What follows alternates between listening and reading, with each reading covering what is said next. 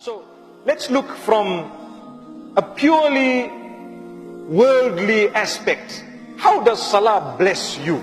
How is Salah blessing you from a worldly aspect? Now if you go to the worldly benefit, Salah is spaced out in such a beautiful way. Such a beautiful way. One, early in the morning just before the sun rises.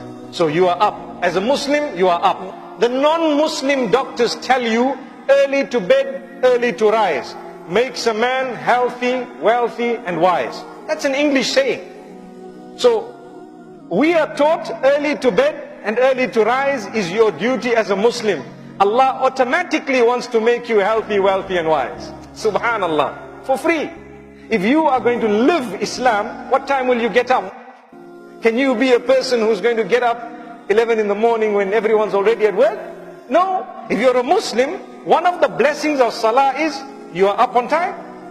When you're up on time, you get your children up on time, mashallah, you read your Fajr Salah, you might sit for a while with your Quran, you might say a few good words to your family members, and then you probably will have breakfast together, something light, your tea, whatever you have together. Today the world is weeping and crying because families are disintegrating. Everyone is on his own computer, locked in his own room. No one talks to each other. Father goes to work early morning, mother's gone somewhere else, children gone to school, and you know the house is now split. You're a Muslim, you get up early, mashallah, you spend the beginning of the day with Allah and then with your family. You've had the cup of tea, even if it took you 5 minutes.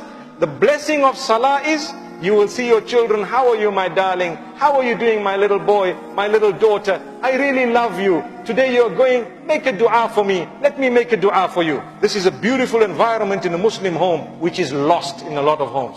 It's lost. Our children are brought up by the television and the computer because we don't have time for them.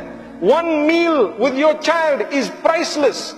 People really are suffering because they don't spend time with their children. So the children don't know what's happening in the world. But you get up in the morning, inshallah, one of the blessings of Salah, you will see your children off. Inshallah, whether they go to school and whatever happens. What time is Salat al-Dhuhr? Just after the zenith, you know? Just after the zenith, when the sun is right at the top, just after it tilts off is Salat al-Dhuhr.